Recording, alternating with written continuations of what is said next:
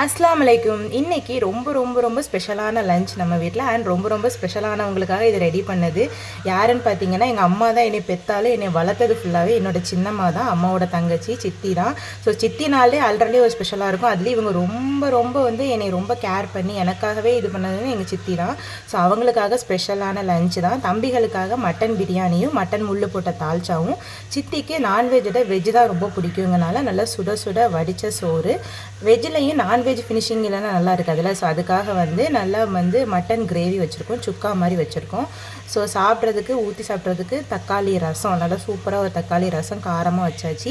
ஃபைனலாக பார்த்தீங்கன்னா அவியல். இந்த அவியல் வந்து சித்திக்கு ரொம்ப பிடிக்கும், அதனால் அவியல் வந்து அம்மா சைட் டேஸ்ட்டில் வச்சுருக்காங்க.